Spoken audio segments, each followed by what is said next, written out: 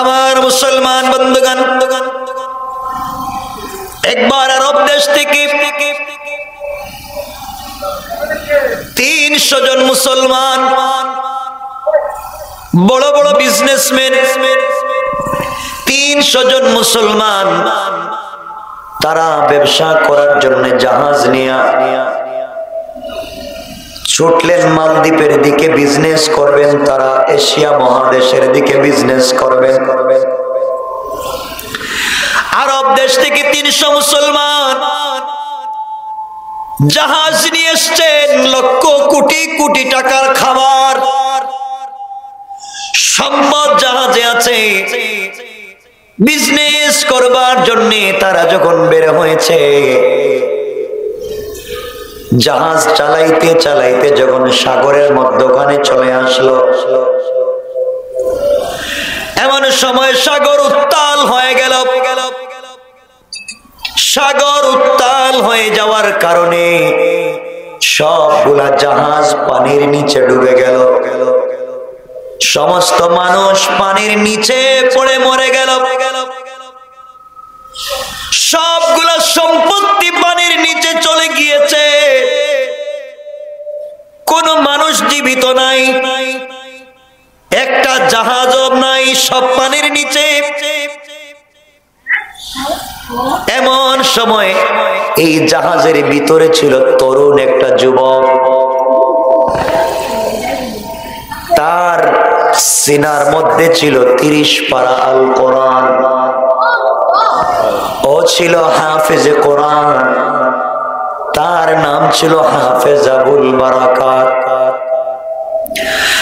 আমার মুসলমান বন্ধুগণ, 300 মুসলমান পানির নিচে যখন ডুবে যায়, সবগুলা জাহাজ যখন পানির নিচে ডুবে যায়,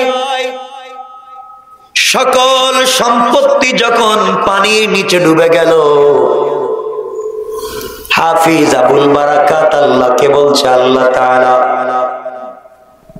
আমি একজন মুসলমান, আমার বক্ষে রয়েছে তোমার 30 পারা কোরআন। আয় আল্লাহ তাআলা, তোমার কোরআনের অনেকগুলা মুজিজা আছে। আজকে আমি বিপদে পড়ে গিয়েছি। তুমি তোমার বন্ধু বিশ্ব নবীকে বলেছো, বিপদে পড়ে গিয়ে তুমি যদি কোরআন তিলাওয়াত করো, আল্লাহ নবীজিকে জানায়া দিয়েছেন, বন্ধুরে, দুনিয়ার কোন বিপদে পড়ে তুমি যদি কোরআন তিলাওয়াত করো, কোরআন থেকে তিলাওয়াত করতে দেরি হবে, আমি আল্লাহর পক্ষ থেকে সাহায্য আসতে 1 মিনিটও দেরি হবে না। সুবহানাল্লাহ, জোরে পড়েন।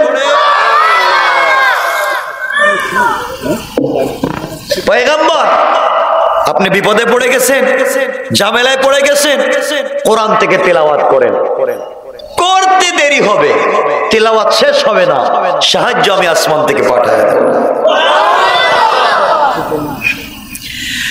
আমার মুসলমান বন্ধুগণ, এক পর্যায়ে হাফেজ আবুল বারাকাত আল্লাহকে বলছে, আল্লাহ তাআলা, সকল মানুষ তো মরে গেল, সকল জাহাজ ডুবে গেল, সবগুলা সম্পত্তি পানির নিচে চলে গেল। ওগো মালিক, তুমি কি আমাকে কোরআনের কারণে বাঁচাতে পারো না? কথা বলতে দেরি হয়েছে, আল্লাহ রাব্বুল ইজ্জত ওয়াল জালাল সাগরে বিশাল একটা ঢেউ দিলেন। একটা ঢেউয়ে আবুল বারাকাত মালদ্বীপের মধ্যে পৌঁছে গেছে। সুবহানাল্লাহ বলেন। মালদ্বীপের মধ্যে উঠে গেল। হাফেজ আবুল বারাকাত একজন মুসলমান, আরবি, তার ভাষা হলো আরবি। মালদ্বীপের মানুষ সবগুলা বৌদ্ধ, একজন মুসলমান নাই, তারা আরবিও বুঝে না। আবুল বারাকাত দেশের ভিতরে এসে বুঝাতে চায়, ভাইরা, আমার মা বাবা আত্মীয় স্বজন, বন্ধু বান্ধব সবাই সাগরে ডুবে গিয়েছে, জাহাজ ডুবে গিয়েছে, সব সম্পত্তি হারাইয়া ফেলেছি। সাগরের পানির ধাক্কায় আমি তোমাদের দেশে এসে হাজির হয়েছি। তোমরা আমাকে থাকবার জায়গা দাও, খাবারের ব্যবস্থা করো। কিন্তু আবুল বারাকাত আরবি বলে, কেউ তার কথাগুলা বুঝে না। এইভাবে কিছুদিন চলে যাওয়ার পরে কয়েকদিন পরে আবুল বারাকাত দেশের ভিতরে ঘুরতে ঘুরতে একজন বিধবা নারীর বাড়িতে গিয়ে হাজির হলো। এই ঘরের ভিতরে বৃদ্ধা মহিলা, তার মেয়ে ছাড়া কোনো পুরুষ মানুষ নাই। আবুল বারাকাত বুঝাতে চায়, মা আমার এই দুনিয়ার জমিনে কেউ নাই, আপনি যদি আপনার ঘরে আমাকে থাকবার জায়গা দেন, আপনার ঘরে যদি আমাকে একটু আশ্রয় দেন, আমি সারাদিন যা ইনকাম করব তা আপনাকে দেব। আমি মালদ্বীপের মধ্যে কাজ করব, বিনিময়ে যা পাবো আপনাকে দেব। এরপরে আপনার বাড়িতে আমাকে থাকতে দেন। মহিলা ডেকে ডেকে বলছে, যুবক তোমাকে চিনি না, তোমাকে চিনবার কথা না, তোমার ভাষা তো আমি বুঝি না। আমার মুসলমান বন্ধুগণ, এক পর্যায়ে যুবক ভাঙ্গা গলায় বুঝায়, আমি একজন মুসলমান, আমার সিনার মধ্যে রয়েছে আল্লাহ তাআলার 30 পারা কোরআন। আমি আমানতের খেয়ানত করব না, আমি ইনসাফের উল্টা কিছু করব না। মা তোমাকে মা ডাকলাম, তোমার ঘরে আমাকে জায়গা দাও, তোমার কোনো অন্যায় করব না, যা ইনকাম করব বিনিময়ে তোমাকে দিব, তুমি আমাকে থাকতে জায়গা দাও। আমার বন্ধুদের এক পর্যায়ে মহিলা জায়গা দিলাম। আবুল বারাকাত সারাদিন পাবলিকের বাড়িতে কাজ করে, দোকানে কাজ করে, কৃষি কাজ করে, যা ইনকাম করে মহিলার হাতে উঠায়া দেয়। এইভাবে দিন চলতে লাগলো, দিন চলতে লাগলো। আবুল বারাকাত তাকায়া দেখেই দেশের ভিতরে এত দিনের ভিতরে কোনো জায়গায় আজান হয় না, এই দেশের ভিতরে কোনো মসজিদ নাই, এই দেশের মানুষ আল্লাহকে চিনে না, সূর্যের পূজা করে, মূর্তির পূজা করে, পাথরের পূজা করে, গাছের পূজা করে, যা পায় তার পূজা করে যায়, আল্লাহকে চিনে না। আল্লাহ রব্বুল ইজ্জত ওয়াল জালাল কোরআনে বলেছেন, গোলাম তুই আমাকে চিন, আমাকে অভিভাবক মান, আমি তোকে সত্যের পথ দেখায়া দেব। আল্লাহ পাক কোরআনে বলছেন, আল্লাহু ওয়ালিউল্লাযীনা আমানু মিনাজ যুলুমাতি ইলান নূর। আল্লাহ বলেছেন, যারা আমাকে অভিভাবক মানে, যারা আমি আল্লাহকে মানে, আমি আল্লাহ তাদেরকে অন্ধকার থেকে আলোর পথ দেখায়া দে। ও হাফেজ আবুল বারাকাত, তুই তো কোরআন শিখলি, এই দেশের ভিতরে কোন মসজিদ নাই।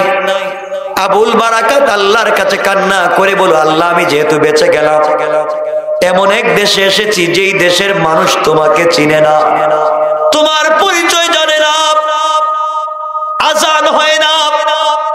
আয় আল্লাহ, তুমি আমাকে এমন শক্তি দাও, তোমার কোরআনের তো অনেকগুলা মুআজিজা আছে, আয় আল্লাহ এমন একটা মুআজিজা দেখাইয়া দাও, যেই মুআজিজার মাধ্যমে এই দেশের সবগুলা মানুষ যেন কালিমা পড়ে মুসলমান হয়ে যায়।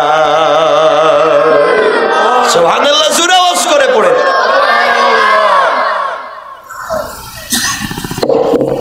কষ্ট হচ্ছে আপনাদের? আমার বন্ধুগণ, এক পর্যায়ে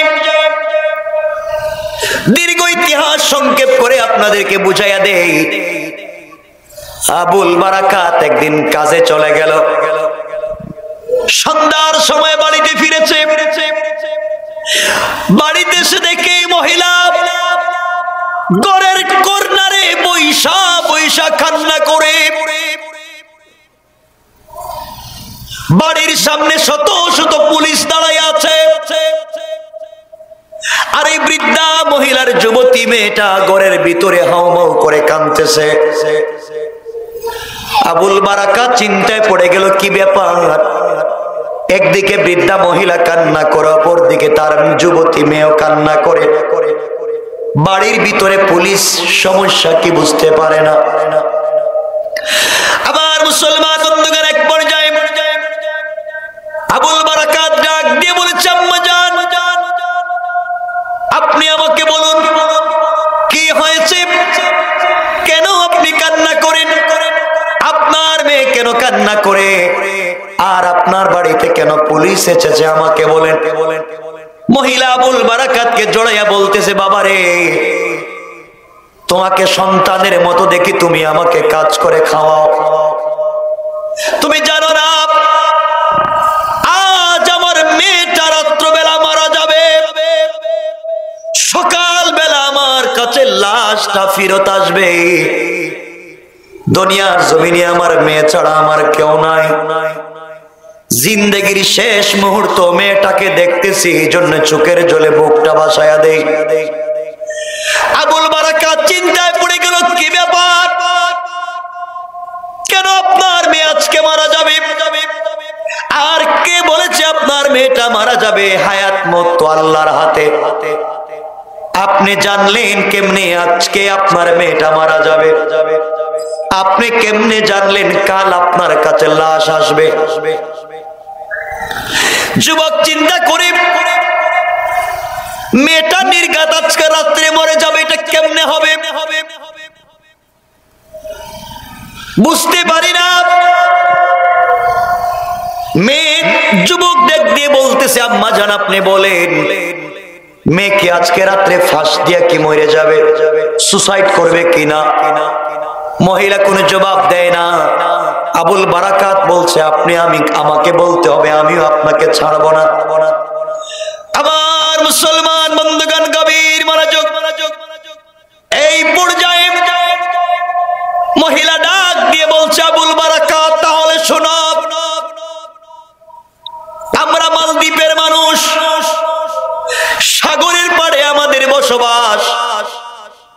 প্রত্যেকটা বৎসর নির্ধারিত একদিনে, প্রত্যেকটা বৎসর নির্ধারিত একটা মাসের একটা নির্ধারিত তারিখে সাগর থেকে বিশাল বড় একটা দানব আমাদের মালদ্বীপের মধ্যে আঘাত করে, আক্রমণ করে,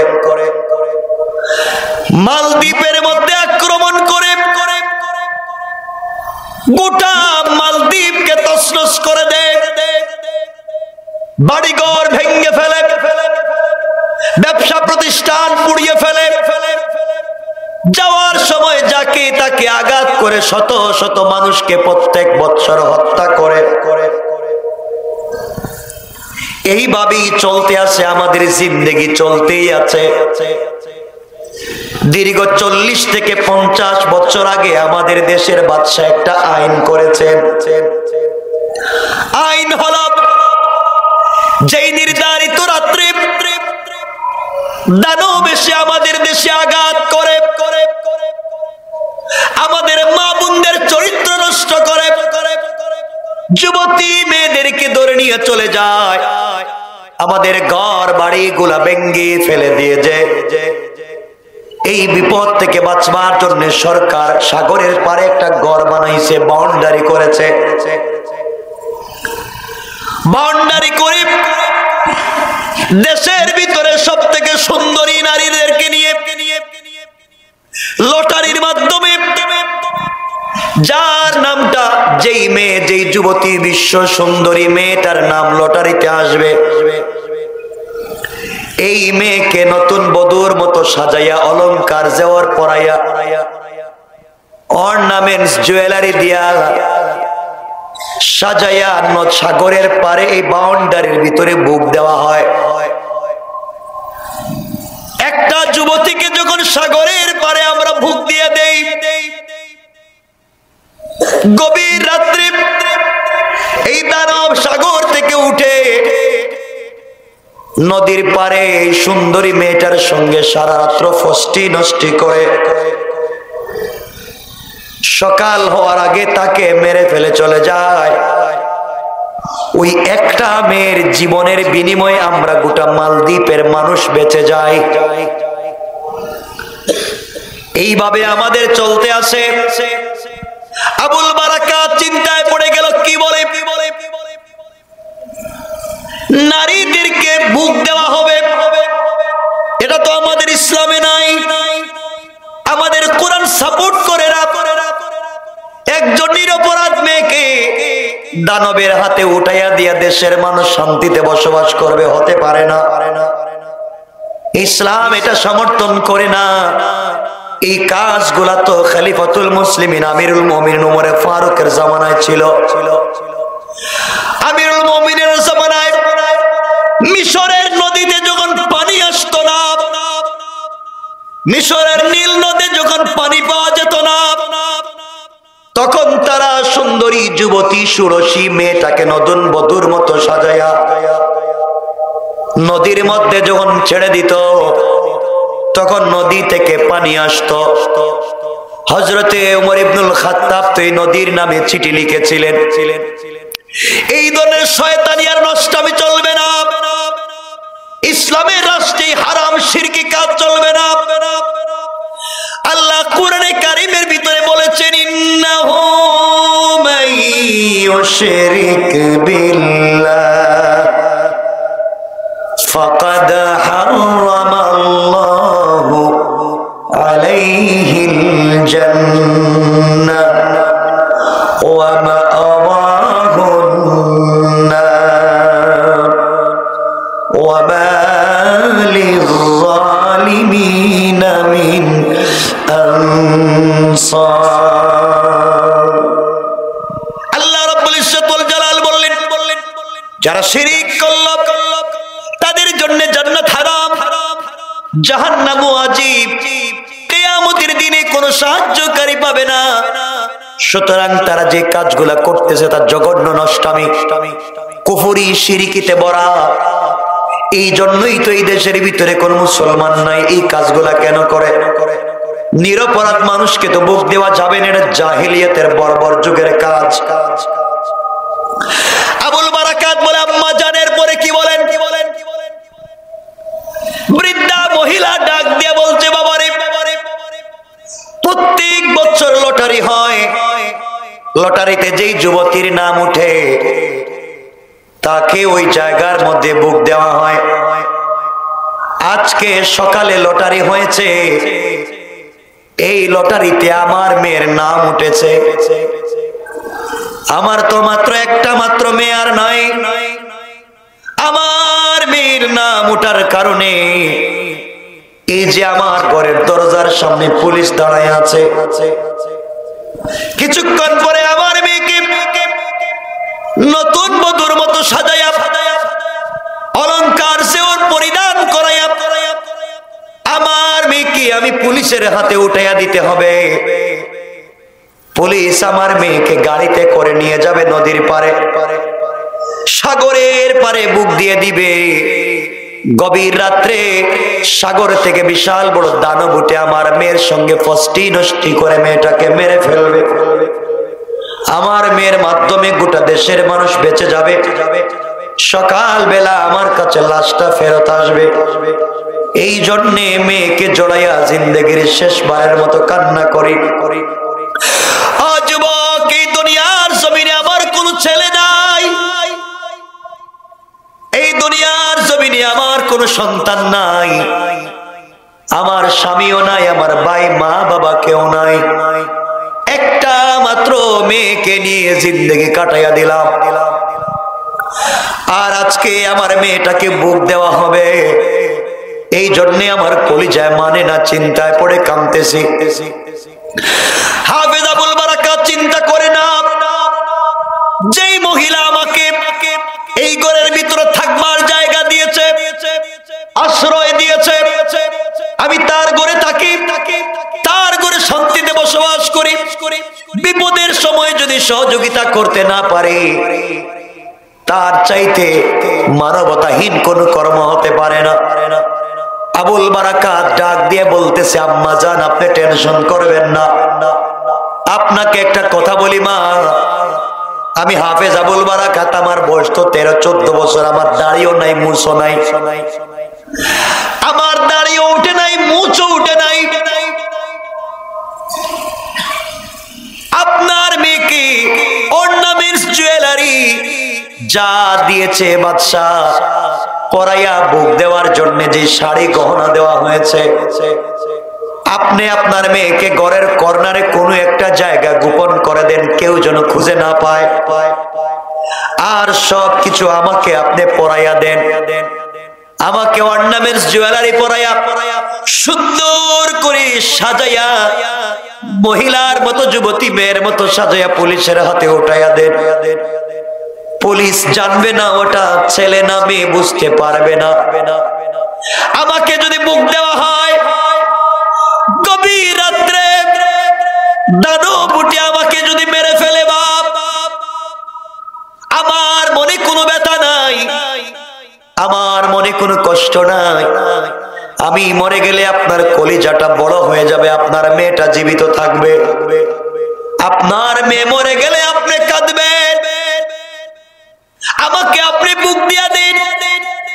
আমি মরে গেলে মালদ্বীপের কেউ কাঁদবে না, কারণ মালদ্বীপে আমার কোনো ভাই নাই, মালদ্বীপে আমার কোনো বোন নাই, এই মালদ্বীপে আমার মা নাই, আমার বাবাও নাই, কেউ আমার জন্য কাঁদবে না। আমি যদি মরে যাই কেউ আমাকে দেখবে না, আপনি আমাকে নতুন বধূর মতো সাজাইয়া দিয়ে দেন। এবার মহিলা ডাক দিয়ে বলতেছে, যুবক না, দেওয়া যাবে না, তুমি আমার দেশের মেহমান, আমার ঘরের মেহমান, তোমাকে নির্ঘাত মৃত্যুর হাতে উঠাইয়া দিতে পারি না, তোমাকে দিতে পারবো না। যুবক না ছোড় বান্দা কয় না, দেয়া লাগবে। যুবতী মেয়ে এই বৃদ্ধা মহিলা নিরুপায় হয়ে নিজের যুবতী মেয়েকে ঘরের কর্নারে গোপন করে দিয়েছে। আবুল বারাকাত বলছে, আম্মা জান আপনি আমাকে সুন্দর করে সাজাইয়া দিবেন। এই কথা বলে পানি দিয়ে ওযু করেছে, ওযু করে সিজদায় পড়ে আল্লাহকে ডাক দিয়া বলেছে, আল্লাহ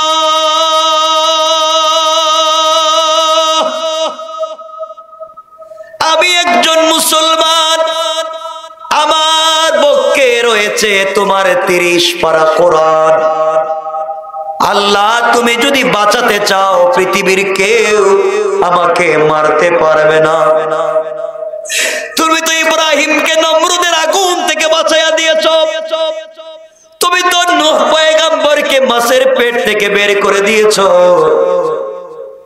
তুমি তো বড় বড় পয়গম্বরদেরকে বাঁচাইয়া দিয়েছো, মুসা আলাইহিস সালামকে ফেরাউনের হাত থেকে বাঁচাইয়া দিয়েছো। আল্লাহ তাআলা তুমি কেন আমি কোরআন ওয়ালাকে বাঁচাতে পারবো না? আমনি তুমি আমাকে বাঁচাইয়া দাও। কান্না করে চোখের পানি ছেড়ে কাঁদলো। সালাম ফিরাইয়া মহিলার কাছে এসে বলছে, আম্মা জান আপনি আমাকে সুন্দর করে নতুন বধূর মতো সাজাইয়া, অলংকার জেওর পরাইয়া, অর্নামেন্টস জুয়েলারি দিয়া সাজাইয়া দেন। মহিলা যখন সাজাইয়া দিয়েছে, সুন্দর করে অর্নামেন্টস জুয়েলারি আর সাজাইয়া দিয়া পুলিশের হাতে উঠাইয়া দিয়েছে। পুলিশ জানে না ওটা ছেলে নামে। সুন্দর করে সাজাইয়া দেওয়ার পরে পুলিশ জানে না কারে নিয়ে যায়। যুবককে নিয়ে গিয়ে নদীর পাড়ে যখন বাউন্ডারির ভিতরে ঢুকাইয়া বাহির দিয়ে তালা লাগায়া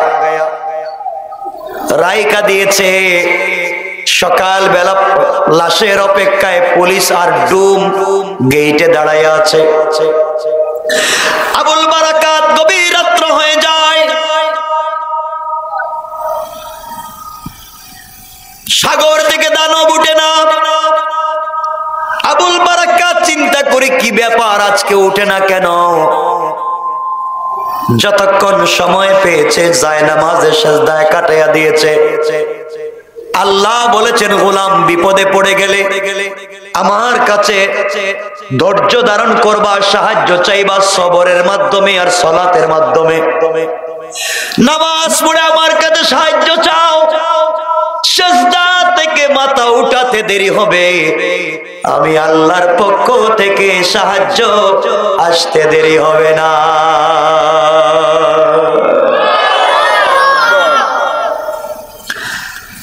সাড়ে 11টা হয়ে যাচ্ছে না?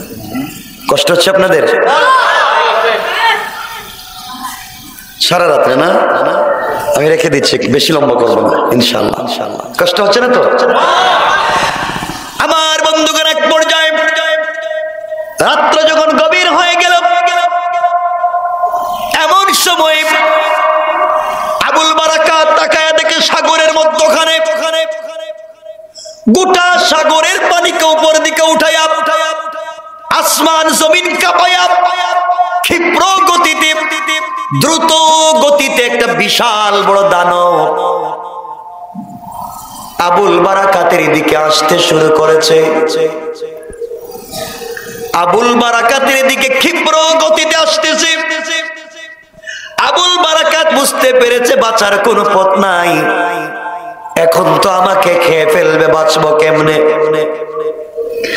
আবুল বারাকাত কোনো কথা না বাড়াইয়া সিজদায় পড়ে গেল, আর সিজদায় পড়ে কোরআন তিলাওয়াত করে আল্লাহকে ডাক দিয়া বলছে, আল্লাহ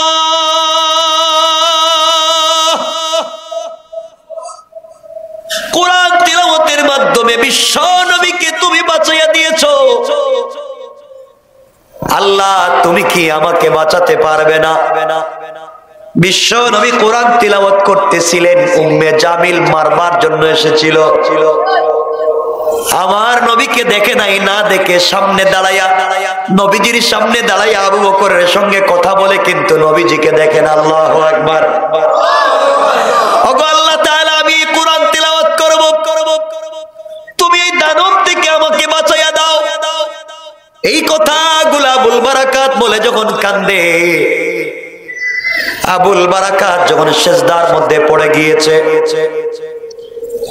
কোরআন তিলাওয়াত করে তাকায়া দেখে দানব আসতেছে ঠিকই, কিন্তু কোরআন তিলাওয়াত করবার কারণে আর আল্লাহর কুদরতির পায়ে সিজদা দেওয়ার কারণে দানব আগের মতো দ্রুত আসতে পারে না, আস্তে আস্তে আসতেছে। আল্লাহু আকবার। আবুল বারাকাত তিলাওয়াত বন্ধ করে না, তিলাওয়াত বন্ধ করে না, তিলাওয়াত চালায়া যায়। তিলাওয়াত করতে করতে করতে করতে সূরা ইয়াসিনে যখন টান দিয়েছে আর পড়তেছে, হঠাৎ করে তাকায়া দেখে দানব আসতেছে না, সাগরের মধ্যখানে দাঁড়ায় গেছে। আল্লাহু আকবার। কোরআন তেলাওয়াত হচ্ছে, কোরআনের পাওয়ার, কোরআন তো ম্যাগনেট, কোরআন চুম্বক, দাঁড়ায়া গেছে আর আসতে পারে না। আবুল বারাকাত তেলাওয়াত বন্ধ করে না, তিলাওয়াত বন্ধ করে না, চিৎকার করে তেলাওয়াত করে যায়। করতে করতে সকাল হয়ে গিয়েছে, দানব আবুল বারাকাতকে আঘাত না করে সাগরের মধ্যে ডুব দিয়া চলে গিয়েছে। আবুল বারাকাত শুকরিয়া আদায় করে নামাজ পড়ে মেলি পোশাক খুলে অর্নামেন্টস জুয়েলারি খুলে রেখে দিয়েছে। পুলিশের অপেক্ষা আছে, সকাল বেলা খুলে তাকে নিয়ে যাবে। পুরুষের পোশাক পরে যখন বসে আছে, ডুম আর পুলিশ সকাল বেলা গেট খুলেছে লাশ আনবার জন্য। ভিতরে ঢুকে দেখে লাশও নাই, যুবতী মেয়েও নাই, একটা ছেলে দাঁড়ায় আছে। সুবহানাল্লাহ, আওয়াজ করে বলেন তো সুবহানাল্লাহ। পুলিশ আশ্চর্য হয়ে গেল। রাত্রেবেলা একটা মেয়েকে দিয়ে গেলাম, মেয়ে গেল কোথায়, লাশ গেল কোথায়, আর যুবকী আসলো কোত্থেকে? পুলিশ ভয় পাচ্ছে, গেল কোথায়? পুলিশ ডাক দিয়া বলে, বাইরে তুমি কে?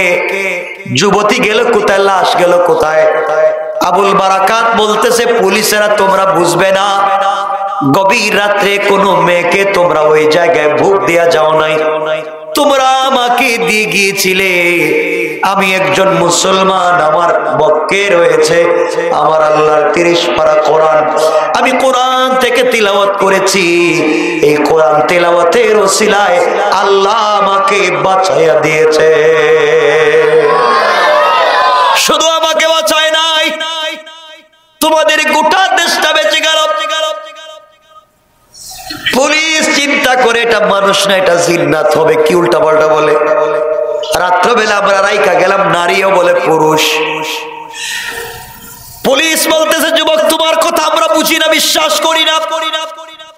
সত্যি যদি তোমাকে বুক দেওয়া হয়, তুমি মরলে না কেন? 50 বছর থেকে যাকে দেই সেই মরে, আজকে তুমি মরলে না কেন? যুবক বলে, যাদেরকে তোমরা এতদিন বুক দিয়েছিলে তাদের ভিতরে আল্লাহর পরিচয় ছিল না, তাওহীদ আর রিসালাত ছিল না, আল্লাহর কোরআন ছিল না। আজকে তোমরা আমাকে দিয়েছো, আমার ভিতরে আল্লাহর কোরআন আছে।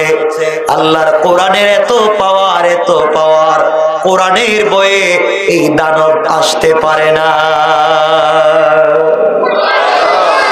পুলিশ বলে, বিশ্বাস করি না।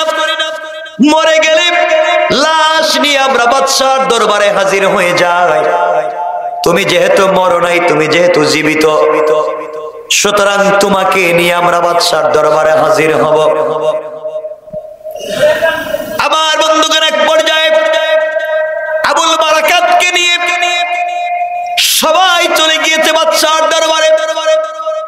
আবুল বারাকাত বাদশার সামনে দাঁড়াইয়া সুন্দর করে নবীজির সুন্নাত আদায় করে সালাম দিয়ে যায়। বাদশা তার জীবনে কোনোদিন সালাম শুনে নাই, এমন চেহারার যুবককে কোনোদিন দেখে নাই। পুলিশকে বলতেছে, তোমরা এই যুবককে কোথায় পাইলে? তোমরা না সকাল বেলা লাশ নিয়ে আসার কথা? গত রাত্রে তো আমাদের দেশে দানব আক্রমণ করার কথা, আক্রমণ করে নাই, তোমরা কি বুক দিয়েছিলে? স্যার, আমরা বুক দিয়েছি ঠিকই, কিন্তু আমরা তো দিলাম নারী যুবতী মেয়েটাকে, আর ও বলে তাকে নাকি দিয়েছি। বাদশা সব ঘটনা জানতে চাইলেন, বললেন তোমার পরিচয় দাও। যুবক বলছে, আমি একজন মুসলমান, আমার পক্ষে আমার আল্লাহর 30 পারা কোরআন, আমি হাফিজে কোরআন, আমার নাম হাফেজ আবুল বারাকাত। দেশে আসার পথে নৌকা জাহাজ ডুবে সবাই মরে গিয়েছিল, শুধুমাত্র ভাগ্যক্রমে আমি বেঁচে যাই। এই বৃদ্ধা মহিলার ঘরে আমি থাকতাম, খাইতাম, কাজ করতাম। আজকে যখন লটারিতে বৃদ্ধা মহিলার যুবতী মেয়ের নাম উঠেছে, তাকে বুক দেওয়ার কথা ছিল। আমি চিন্তা করলাম, আমাদের ইসলামটা সাপোর্ট করে না, কোরআনটা বিশ্বাস করে না। এই জন্যে আমি চিন্তা করলাম, যুবতী মেয়েটা যদি বেঁচে যায়, ওই মহিলার কলিজাটা ঠান্ডা থাকবে, আমি মরে গেলে আমার জন্য কেউ কাঁদবে না। এই জন্য কৌশল করে যুবতী মেয়েটাকে ঘরের কর্নারে গোপন করে রেখে দিয়ে আমি যুবতী মেয়ের কাপড় দিয়ে সেজে গুজে ওই জায়গায় আমাকে বুক দেওয়া হয়েছে। গভীর রাত্রে দানব এসেছিল আমাকে আঘাত করবার জন্য, কিন্তু পারে নাই। আঘাত করবার জন্য যখন আসছে, আমি আমার আল্লাহর কোরআন থেকে তেলাওয়াত করেছি। কোরআন তেলাওয়াতের বরকতে আল্লাহ আমাকে এবং তোমার দেশকে দানব থেকে বাঁচাইয়া দিয়েছে। বাদশা বলে, বিশ্বাস করি না। সত্যি যদি ঘটনা তাই হয়, যে মেয়েটাকে বুক দেওয়ার কথা ছিল, এই মেয়েটা দেখি জীবিত আসেনি। পুলিশ পাঠায়া মহিলার বাড়িতে দেখে মেয়েটা জীবিত। মেয়েকে আর বৃদ্ধা মহিলাকে বাদশার দরবারে হাজির করা হলো। সব ঘটনা শুনলেন। বাচ্চা থেকে ঘটনা সত্যি, মেয়েও মরে নাই, যুবকও মরে নাই, কেমনে আমার দেশটা বাঁচায়া দিল? ও যুবক, তোমার কথা আমি পুরোপুরি বিশ্বাস করি না। বিশ্বাস করতে হলে 1টা বছর লাগবে। আগামী বছর এই দিনে তোমাকে যদি আবার ভোগ দেওয়া হয়, তুমি কি ওই জায়গায় যেতে রাজি? হাফেজ আবুল বারাকাত বলল, রাজি। আগামী বছর যদি আমাকে যেতে হয়, আমি রাজি আছি। বাদশা বলছে, তোমাকে উপহার উপঢৌকন দেব। আবুল বারাকাত বলে, আমি যদি আমার কোরআন তিলাওয়াতের মাধ্যমে বেঁচে যাই, আপনি আমাকে কি দিবেন? আপনি কি আপনার দেশে আমাকে মসজিদ, মাদ্রাসা, ইতিমখানা বানাবার সুযোগ দিবেন? আপনার দেশে কোরআনের তালিম দেওয়ার কি সুযোগ দিবেন? বাদশা ডাক দিয়া বলতেছে, আবুল বারাকাত, কথা দিলাম রে, তুই যদি তোর কোরআন এবং আল্লাহর মাধ্যমে আগামী বছর বেঁচে যাস, আমার দেশটাকে বাঁচাইয়া দেশ, আমি কথা দিলাম, কথা দিলাম, আমার দেশের জনগণকে নিয়ে কালিমা পড়ে মুসলমান হয়ে যাব। কোরআন, তার নাম কোরআন। কেমনে বুঝায়? রাত্রে 11:30টার উপরে। আমার বন্ধুগণ, কত সংক্ষেপ করে দিলাম। 1 বছর শেষ হয়ে গেল। আবুল বারাকাত চিন্তায় আছে, আমি যদি বেঁচে যাই, এই দেশে মসজিদ বানাবো, মাদ্রাসা বানাবো, মানুষকে দ্বীনের দিকে দাওয়াত করব। ভাইরে, নির্ধারিত তারিখ চলে আসলো। ওই তারিখে আবুল বারাকাতকে সুন্দর করে সাজায়া, অলংকার জেওয়ার পরাইয়া, আবার যখন তাকে বুক দেওয়া হয়েছে মালদ্বীপের সাগরের পারে, আবুল বারাকাত গভীর রাত্রে দেখে বিশাল দানব আসতেছে আঘাত করবার জন্য। আবুল বারাকাত সিজদায় পড়ে সূরা ইয়াসিন তেলাওয়াত শুরু করে দিয়েছে। দীর্ঘক্ষণ যখন তেলাওয়াত করতেছে, আর যাওয়ার সময় এক মুষ্টি বালি নিয়েছিল। বালির মধ্যে বিসমিল্লাহি আল্লাহু আকবার, লা ইলাহা ইল্লাল্লাহ মুহাম্মাদুর রাসূলুল্লাহ বলে ফুঁক দিয়া, ওই বিশাল বড় দানব যখন আসতেছিল, ওই বালিগুলাকে সাগরের মধ্যে ফেলে দিয়া বলছে, আল্লাহ তাআলা, এই বালি তো বিশ্ব নবী নিক্ষেপ করেছিলেন মদিনায় যাওয়ার পরে, মক্কা থেকে যাওয়ার পথে কাফেরদের চোখে পৌঁছে গেল, তিনি তো চলে গেলেন। আল্লাহ, আমি কোরআন থেকে তিলাওয়াত করে বালি নিক্ষেপ করে দিলাম, আমি জানতে চাই, আমি দেখতে চাই তোমার কোরআনের পাওয়ার বেশি না এই দানবের শক্তি বেশি, আমি দেখতে চাই। কথা বলে যখন নিক্ষেপ করেছে, নিক্ষেপ করতে দেরি হয়েছে, সাগরের মধ্যখানে এই দানবের শরীরে দাউ দাউ করে আগুন জ্বলে গেছে। আবুল বারাকাত তেলাওয়াত বন্ধ করে না, দাউ দাউ করে আগুন জ্বলে সাগরের মধ্যখানে ছাই হয়ে গিয়েছে। দানব জ্বলে পুড়ে ভস্ম হয়ে গেল। আবুল বারাকাত শুকরিয়া আদায় করে 2 রাকাত সালাত পড়লো। সকালবেলা তার লাশ আনার জন্য যখন পুলিশ গিয়েছে, গিয়ে দেখে যুবকটা তো মরে নাই, আগের মতো জীবিত রয়েছে। কোন সুবহানাল্লাহ। ওরা ভয় পেয়ে গেছে, ও মরে না কেন? সবাই মিলে বাদশার দরবারে হাজির করে দেওয়া হয়েছে। বাদশা তাকায়া দেখে সত্যি তো আবুল বারাকাত মরে নাই। আবুল বারাকাত বলতেছে, ও বাদশা, আজকের দিন থেকে আর জীবনে কোনো দিন তোমার দেশে দানব আর আঘাত করবে না। কোরআন থেকে তেলাওয়াত করেছি, আল্লাহ রাব্বুল ইজ্জতুল জালালের উসিলায় দানবটাকে জ্বালায়া পানির সঙ্গে ভস্ম করে দিয়েছেন। কোন সুবহানাল্লাহ। বাদশার জিন্দেগিতে কোনোদিন দানব মালদ্বীপে আঘাত করবে না, আল্লাহ বাঁচায়া দিয়েছেন কোরআনের উসিলায়। বাদশা চিন্তা করে, যেই মালিক গোটা দেশের মানুষকে বাঁচাতে পারেন, যে মালিকের উপরে বিশ্বাসের কারণে আবুল বারাকাত এই জায়গায় যাইতে পেরেছে, যে মালিকের কালামের কারণে বিশাল দানব কিছু করতে পারে নাই, আমরাও আর দেরি করতে পারবো না। আবুল বারাকাতকে ডাক দিয়ে বলছে, বাবা তুই তোর হাতটা লম্বা করে দে, এই মুহূর্তে তোর কথার উপরে ঈমান এনে বিশ্বাস করে আমি আমার গোটা মন্ত্রী পরিষদ সহ গোটা মালদ্বীপের মানুষ একসাথে কালিমা পড়ে মুসলমান হয়ে গেলাম।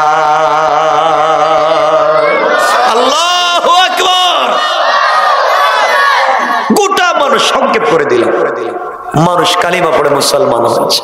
এটা হচ্ছে কোরআনের জীবন্ত মুজিজা। আমার নবীও কোরআন থেকে তেলাওয়াত করেছিলেন, বেঁচে গিয়েছেন। এই কোরআন থেকে তেলাওয়াত করা হয়েছিল মিশরে, এই কোরআন থেকে তেলাওয়াত করেছিলেন কারি আব্দুল বাসিত আমেরিকায়। যেখানে এই কোরআনের তেলাওয়াত চলে ওখানে আর কিছুই চলে না। মানুষ মদের বোতল ছেড়ে দিয়া, জেনা ব্যভিচার ছেড়ে দিয়া কোরআন তেলাওয়াতে পাগল হয়ে যায়। আল্লাহ বলছেন দুনিয়ার জমিনে এই কোরআনকে বিশ্বাস করে বুকে ধারণ করে যদি চলতে পারো, কবরে কোরআন তোমাদেরকে সুপারিশ করবে, আর জান্নাতে আসলে পরে আমি আল্লাহ এই কোরআন তেলাওয়াত করে তোমাদেরকে শোনায়া দিব। কোন সুবহানাল্লাহ। মাত্র 11:15 হয়ে যাইতেছে, আপনাদের কষ্ট হচ্ছে দেখতেছি, আর লম্বা করবো না, আর না। এই যে ভাই আমাকে কাগজ দিয়েছে এই জন্য আর লম্বা করতেছি না, এখানে রাইখা দিতে চাই, আর কষ্ট দিব না আপনাদেরকে। শোনেন, এতক্ষণ যা বুঝাতে চাইছি আমি কোরআনের মুজিজা বুঝাতে চাইছি। আল্লাহ বলছেন ওয়াত্তাকু ইয়াওমান তুরজাউনা ফীহি ইলাল্লাহ, আমি আল্লাহর কাছে যখন তোমরা ফিরে আসবা, আসার আগে আমার কোরআন নিয়ে আমার কাছে আইসো। আমার সামনে যদি কোরআনকে দিতে পারো আমি আল্লাহ তোমাদের হিসাব নিব না, বিনা হিসাবে জান্নাত দিব। সুবহানাল্লাহ।